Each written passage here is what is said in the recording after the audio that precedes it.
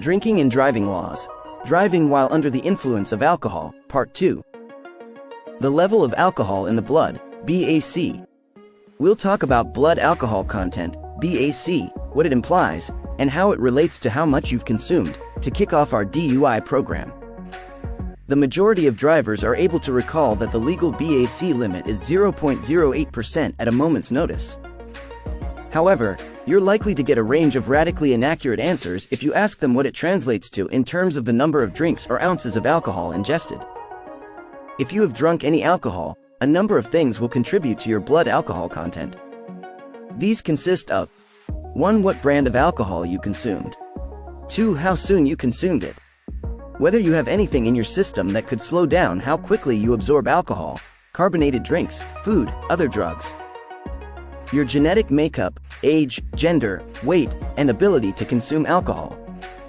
It's not an exact science to determine whether you can legally drive after drinking.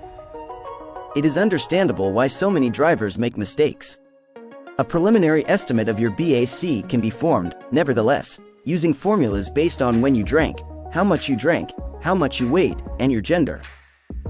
You may find the formula for this in our complete BAC video along with an easy-to-understand explanation. Your BAC does not necessarily indicate how intoxicated you are, just as the quantity of drinks you have does not precisely correlate with your final BAC. Diverse blood alcohol levels cause different reactions in people. At 0.02%, one individual may be completely incapacitated, whereas at 0.06%, another person may be alert and capable. Due to this issue, police officers have the authority to pull over drivers for suspicion of DUI even when their blood alcohol content, BAC, is less than 0.08%. You might anticipate spending the night in a jail cell if you have any alcohol in your system and are acting intoxicated. Alcohol consumption and abstinence. You will discover what happens to your body when you take alcohol in Part 2 of this video.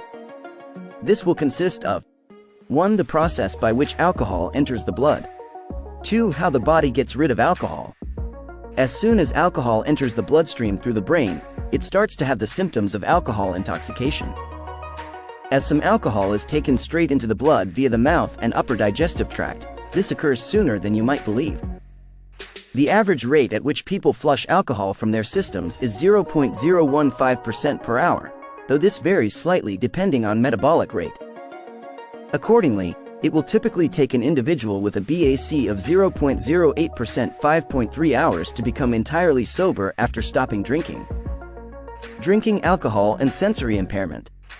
Alcohol passes through your brain and circulates throughout your body via your circulatory system. Every conscious and unconscious action you do is managed by the intricate system of chemical and electrical signals that the human brain uses to function.